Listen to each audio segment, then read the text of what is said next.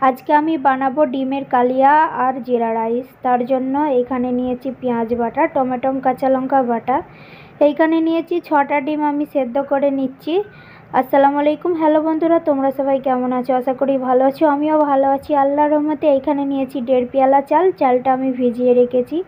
এইখানে আমি পানি গরম করতে বসিয়ে দিয়েছিলাম আর চালটা এখন দিয়ে দিলাম। ফাইনালি ভাতটাও আমার হয়ে গেছে, আর ভাতটা বেশি আমি সেদ্ধ করিনি, অল্প পরিমাণে সেদ্ধ করে নিয়েছি। এইখানে নিয়েছি 2 চামচ জিরা, জিরাটা একটু পানি দিয়ে ভিজিয়ে রাখছি খুশবু ছাড়ার জন্য বেশি। এই কড়াটা হচ্ছে নতুন কড়া, তার জন্য আমি চিটটা তুললাম আর নতুন ইউজ করছি কড়াটা। এইখানে আমি ননস্টিক কড়াটাই তেল দিয়ে দিয়েছি আর জিরাটা দিয়ে দিলাম। জিরাটা হালকা পরিমাণে একটু ভেজে নিচ্ছি, কারণ জিরাটা একটু ভেজে নিলে খুশবুটা ভালো ছাড়বে। এখন দিয়ে দিলাম কিছুটা পরিমাণে কারি পাতা, কারি পাতাটা আমি ভেজে নিচ্ছি। এখন দিয়ে দিলাম 3টে কাঁচা লঙ্কা চেরা, বেশি পরিমাণে ঝাল দিইনি, অল্প পরিমাণে ঝাল আমি বানিয়েছিলাম। আমি সব জিনিসই একটু ঝাল কম বানাই। এখন আমি ভাতটা ঢেলে দিচ্ছি, দেখতেই পাচ্ছ ভাতটা ঢেলে দিলাম কড়াতে। আর সব ভাতটা হয়নি, কারণ কড়াটা আমার একটু ছোট ছিল, তাই জন্য সব ভাতটা হয়নি বলে যতটা হয়েছে আমি ততটাই ঢেলে দিয়ে এখন নাড়াচাড়া করে নিচ্ছি, জিরার সঙ্গে ভালো করে মিশিয়ে নিচ্ছি। তারপরে এখানে আমি দিয়ে দিলাম ধনেপাতা কুচি ওপর থেকে, দিয়ে আমি আবারও ভালো করে মিশিয়ে নিচ্ছি। দেখতেই পাচ্ছ অল্প অল্প করে মিশিয়ে নিচ্ছি, আর কড়াটা ছোট ছিল আমার। এইখানে জিরা রাইসটা রেডি হয়ে গেছে। এবার আমি বানাবো ডিমের কালিয়া। 6টা ডিমের মধ্যে একটা ডিম খারাপ বেরিয়েছে, আর একটা ডিম আমার ছেলে খেয়ে নিয়েছে। আর এইখানে দেখেছো আমি আরেকটা কড়ার মধ্যে তেল দিয়ে এখন আমি ডিমগুলো একটু হালকা পরিমাণে ভেজে নিচ্ছি, বেশি ভাজবার দরকার নেই। এইখানে আমি ওই কড়ার মধ্যেই আবারও দিয়ে দিলাম কিছুটা তেল, এইখানেও কিছুটা কারি পাতা দিয়ে দিলাম।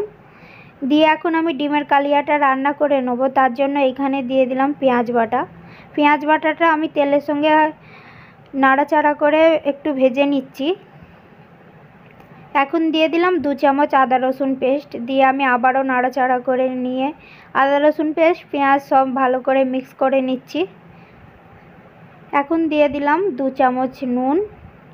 সব মশলাগুলো এখন দিয়ে দেবো। এখন দিয়ে দিলাম হলদি গুঁড়ো,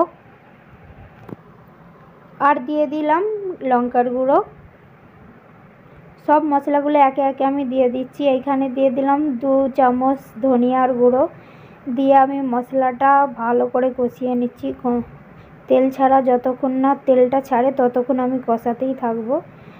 এইখানে দিয়ে দিলাম টমেটো বাটা, দিয়ে আমি আবারও টমেটোর সঙ্গে মশলাটা ভালো করে কষিয়ে নিচ্ছি। দেখতেই পাচ্ছ কষে নিচ্ছি, এখনও মশলাটার তেল এখনও ছাড়েনি। ফাইনালি আমার তেল ছেড়ে দিয়েছে মশলাটা, আর কত সুন্দর কালারটা আসছে, পুরো লাল হয়ে আসছে। এর মধ্যে আমি দিয়ে দেবো এখন,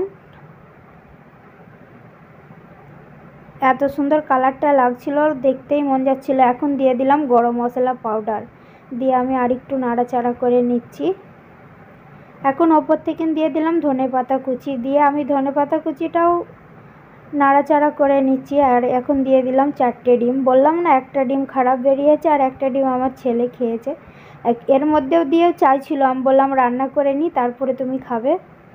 ফাইনালি দেখতেই পারছো ডিমের কালিয়াটা অসাধারণ লাগছে, আর তেলটা কত সুন্দর ছেড়েছে, আর ডিমের কালিয়াটা দেখতে খুব ভালো লাগছে। আমার রেডি হয়ে গেছে ডিমের কালিয়া। আর রান্না করার সময় এখানটা প্রচুর পরিমাণে নোংরা হয়ে গিয়েছিল, তেল ছিটকেছে ডিমের কালিয়াটা যখন বানাচ্ছিলাম। আর রান্নাঘরটা খুবই ছোট, কারণ রান্নাঘরটাই আমি একাই, আসলে আর কেউ ঢুকলে এত পরিমাণে অসুবিধা হয়। এইগুলোই তেল ছিটকেছে বলে আমি ভালো করে তেলগুলো ওপর থেকে ডাব্বাগুলো পরিষ্কার করে নিচ্ছি। ডাব্বাগুলো পরিষ্কার করা আমার হয়ে গেছে। এখন ওপরের একটা এখানে আমি কাপ রাখি, আর এইখানে আমার যাবতীয় জিনিস রাখি রান্না করার জন্য। ওপরে আরেকটা কাগজ ছিল, কাগজটা আমি ফেলে দেবো, আর এই নিচের কাগজটা আমি রেখে দেবো। আর এইখানে চামচ, হাতা, খুন্তি, মানে যা কিছু সব কিছু এইখানে থাকে। আর এখানটা আমি ভালো করে মুছে নিচ্ছি, দেখতেই পারছো। তো আজকের রেসিপিটা কেমন লাগলো তোমরা লাইক কমেন্ট করে জানাবে। যদি ভালো লাগে লাইক কমেন্ট করে পাশে থাকবে বন্ধুরা আমার। পুরো ভিডিওটা দেখার জন্য অসংখ্য ধন্যবাদ। এখানে আমি একটা পিড়ে রাখি, আর এখানে তেলের টিফিন, আর এখানে একটা আমি জারের মতো রাখি। Bye bye.